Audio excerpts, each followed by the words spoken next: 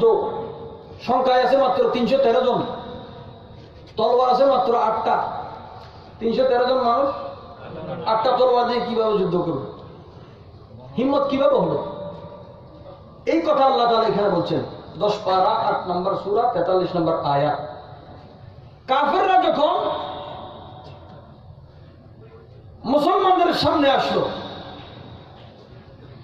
এটার ব্যাখ্যা আবার সূরা আল ইমরানের মধ্যে আছে।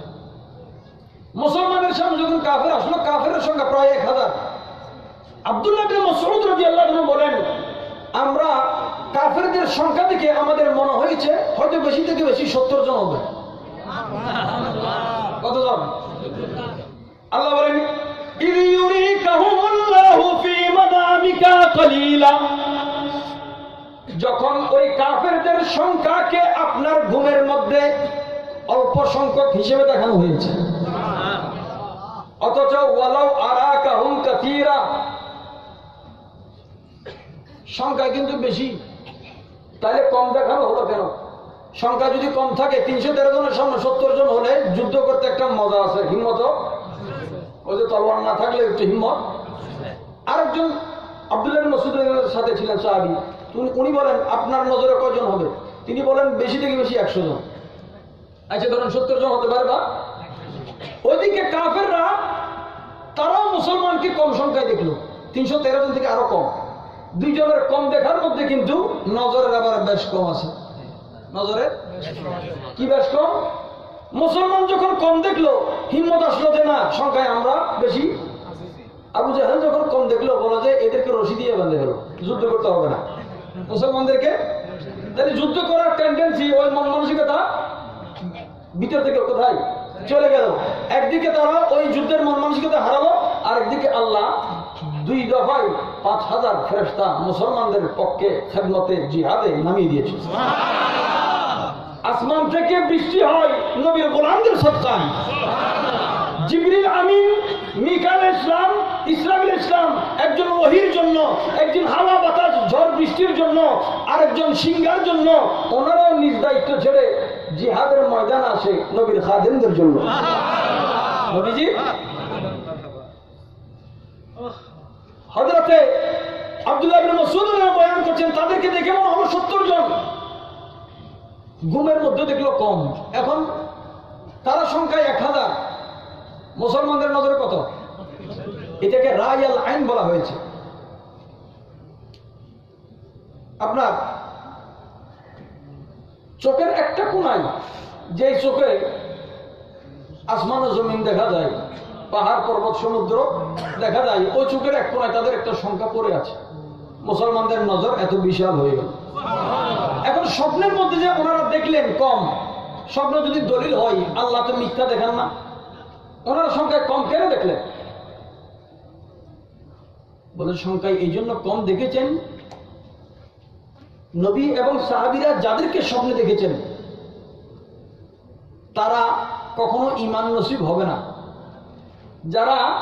যাদের মত মৃত্যুটা কুফরের উপর হবে তাদেরকে ওনারা দেখেছেন, বাকিরা যাদের ঈমান নসিব হবে তাদেরকে আল্লাহ কুফরি থেকে, কাফেরের দল থেকে আজাদ করেছেন।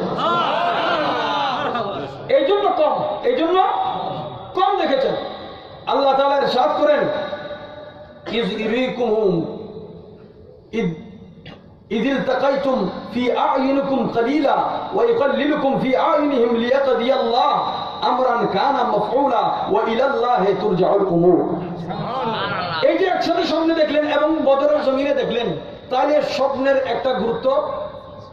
সহিহ বুখারীর আবার riwayat, কেউ যদি স্বপ্ন না দেখে মিথ্যা স্বপ্ন বানায়, দুইটা বস্তুর, দুইটা শায়রা বলা হয়, দুইটা বস্তুর মাঝখানে তাকে আটকানো হবে মাঝখানে, এবং আবাদুল আবাদ হরদম চলবে, জরাবে জরবান শাদীদা।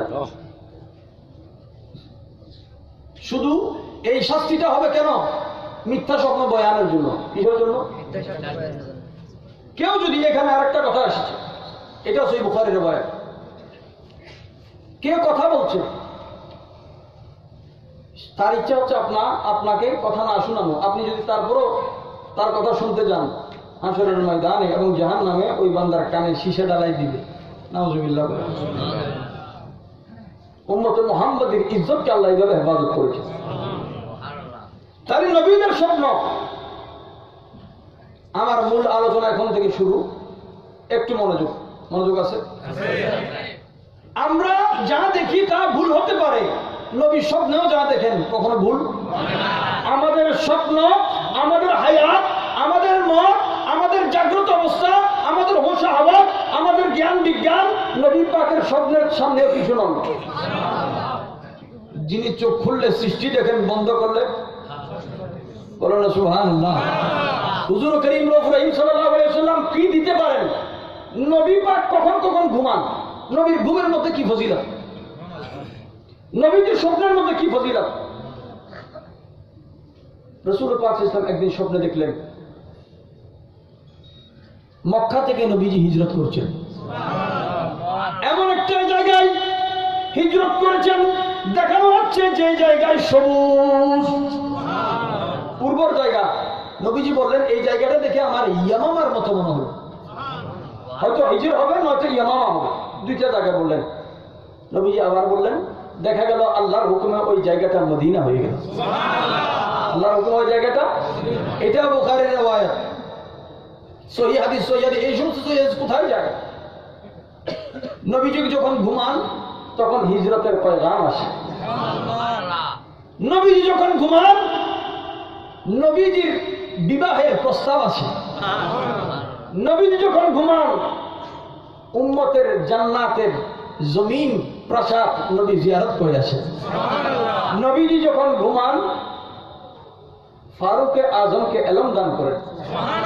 নবীজি যখন ঘুমান সিদ্দিক ও ওমরকে খেলাফত দান করেন, ওই খেলাফতের সময় নির্ধারণ করেন। নবীজি যখন ঘুমান কৌসার নাজিল হয়। নবীজি যখন ঘুমান সিদ্দিক আকবরের 3 দিন 3 রাতের গারে সুরের ওই সময় জিয়ারতের নসিব হয়ে যায়। নবীজি যখন ঘুমান মওলা আলীর খাতিরে ওই পশ্চিম আকাশ থেকে সূর্য আবার উদিত হয়। নবীজি যখন ঘুমান মদিনা থেকে মহামারী রোগ পলায়ন করে। নবীজি যখন ঘুমান জিবরাইল এসে মেরাজের জন্য কদমে চুম্বন করে। নবীজি যখন ঘুমান 20-30 বছর পরে উম্মত যুদ্ধ করবে সমুদ্রের মধ্যে, ওই যুদ্ধের বিজয়ের নিশান চলে আসে। নবীজি যখন ঘুমান উহুদের জমিনে শহীদ কারা হবেন তাদের লিস্ট চলে আসে। নবীজি যখন ঘুমান ফতে মক্কার সাইনবোর্ড নিশান প্যারা রাসূলের সামনে উন্মুক্ত হয়ে যায়। তাহলে নবীর ঘুমের বরাবর কোনো ঘুম নাই। আমরা ঘুমাইলে ঘুম হয়ে যায়, আর নবী ঘুমালে ওনার ঘুমটা। একজন ইমানদার খাজা গরিব নওয়াজ রহমতুল্লাহ আলাইহি গত 3 বছর আগে গরিব নওয়াজের আলোচনায় আপনারা এটা শুনেছেন, মনে থাকলে থাকতে পারে। আমরা ক্যামেরায় আছে, আমরা তো এখন বুকে না রাখলেও ফেসবুকে রাখি। বুকে নাই কিন্তু কোথায় আছে? দেখেন প্যারা মাহবুব নবীজির কোন উম্মত ওযুর সাথে ঘুমালে তার রূহ লাহুতের সাইর করে। কোথায়? আসমানের মধ্যে সাইর করে। হযরত সুলতানুল আরিফিন বায়জিদ বুস্তামি রাহমাতুল্লাহ আলাইহি বলছেন, আসমানে যখন যায় দস্তক দেয়, ওই রূহ যদি ওযু অবস্থায় থাকে উঠতে পারে, আল্লাহ বলে ফিরে যাও। ওযুর সাথে থাকলে 7 আসমান সবর করার ক্ষমতা উম্মতের রয়েছে। সুবহানাল্লাহ। দেখেন প্যারা মাহবুব নবীজির সূরা কাউসার নাজিল হলো, নবীজি হাসতে হাসতে উঠে গেলেন। হাসতে হাসতে নবীজির ঘুম কত আরাম এবং আলা ও বালা ঘুম। নবীজি কখন দিতে পারেন? একজন মানুষ জাগ্রত অবস্থায় হোশ থাকা অবস্থায় দেয়, নবী পাক জাগ্রত অবস্থায় দেন, ঘুম অবস্থায় দেন। সহিহ বুখারী শরীফ হযরত ইবনে ওমর আব্দুল্লাহ ইবনে ওমর রাদিয়াল্লাহু আনহু, ওমর রাদিয়াল্লাহু আনহু সাহাবারা রাওয়ায়াত করছেন হাদিস পাক, সামি'তু রাসূলুল্লাহ সকল বলুন সাল্লাল্লাহু আলাইহি ওয়া আলিহি ওয়াসাল্লাম ইয়াকুল বাইনা আনা নাইমুন উতিতু বিকদহিন লাবানিন ফাশরিবতু মিনহু হাত্তা ইন্নী লা আরা আর-রিয়া يخرج من أزفاري ثم أتيت فضلي يعني عمر قالوا فما أولته يا رسول الله قال العلم প্যারা মাহবুব নবীজি একদিন ঘুমালেন। নবীজি বলেন আমি ঘুমের মধ্যে আছি, দেখতে পেলাম আমার সামনে একটি দুধের বাটি উপস্থাপন করা। কে দিলেন? দুধের বাটি। কার তরফ থেকে আসছে? আপনি জাগ্রত থাকলে আপনাকে মেহমানদারি করা হয়। তিনি এমন মাহবুব যাকে জাগ্রত অবস্থায় আল্লাহ মেহমানদারি করেন, ঘুমন্ত অবস্থায় আল্লাহ মেহমানদারি করেন। মোহাম্মদ হস্তে মেহমানে খুদাবন্দ, তিনি আল্লাহর মেহমান। মোহাম্মদ হস্তে মেহমানে খুদাবন্দ, দু আলম হস্ত মেহমানে মোহাম্মদ সাল্লাল্লাহু আলাইহি ওয়াসাল্লাম। হযরত ওমর রাদিয়াল্লাহু তাআলা আনহুর শান কত বড় দেখুন। নবীজি বলেন, আমি যখন ঘুমালাম আমার সামনে দুধের বাটি উপস্থাপন করা হলো, ফাশারিবতু মিনহু, আমি ওই বাটি থেকে দুধ পান করলাম। কত খুশনসিব ওই বাটি, যে বাটিতে প্যারা রাসূলের জবানে পাক লাগে, যেই জবানে আল্লাহ কথা বলেন। নবীজি কি করলেন বলেন? কোথেকে? শেখ কিছু পীর পান করার পরে ওই পানিতে ফজিলত কতটুকু? ফাশারিবতু মিনহু, আমি ওই দুধের বাটি থেকে দুধ পান করলাম। কিছু দুধ আমি রেখে দিলাম। কখন? দুধ পান করার সাথে সাথে নবীজি দেখতে পাচ্ছেন ওই দুধ নবীজির আঙ্গুল মোবারক দিয়ে বের হচ্ছে। সুবহানাল্লাহ, মহব্বতের সাথে বের হচ্ছে। কোথেকে বের হচ্ছে? স্বপ্নে দেখতেছেন। কি দেখতেছেন? দেখেন, আপনার ঘরের চাবি আসেনি, আপনার ঘরের চাবিও মেইন চাবিটা নবীর কাছে আছে। এটাও বুখারী শরীফ আছে। এটাও দুধ পান করার সাথে সাথে দুইটার আওয়াজ তিনটার আওয়াজ মিক্স করে একসাথে আমি তর্জমাটা করতেছি। দুধ খাওয়ার পান করার সাথে সাথে সারা শরীরে অনুভব হতে লাগলো, এমনকি ইয়াখরুজু মিন আযফারি, নবীজি বলেন আমার আঙ্গুল থেকে নখ দিয়ে, কত খুশনসিব নখ মোবারক। কায়নাতে এমন একটা নখ দেখাতে পারবে কেউ? হুজুর পাক ইসলাম যখন নখ এবং চুল মোবারক কাটতেন, সাহাবায়ে কেরাম সেগুলো নেওয়ার জন্য প্রতিযোগিতা করতেন। আল্লাহ বলেন ফাসতাবিকুল খায়রাত সাবিকু ইলাল মাগফিরাত,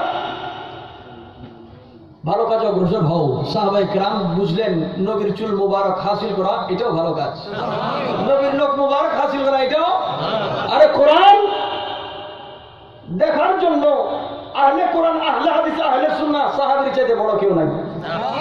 আমরা ওনাদের থেকে ঈমানকে শিখেছি। নবী সাল্লাল্লাহু আলাইহি ওয়াসাল্লাম বললেন আমার নখ দিয়ে দুধ বের হচ্ছে, সুম্মা আতাইতু ফাদলি, আমার অবশিষ্ট বাটিতে থাকা দুধ আমি ওমরকে দিয়ে দিলাম। কাকে দিয়ে দিলাম? সাহাবায়ে কেরাম আরজ করলেন ফামা আউয়ালতাহু ইয়া রাসূলুল্লাহ, ইয়া রাসূলুল্লাহ আপনি কি দিয়েছেন?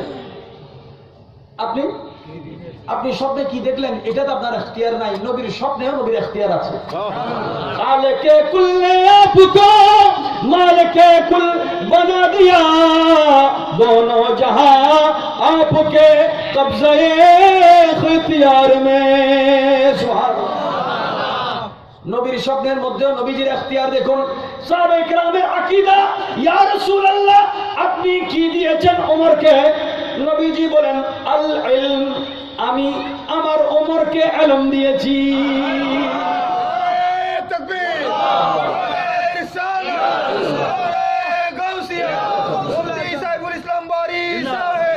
আমি আমার ওমরকে কি দিয়েছি?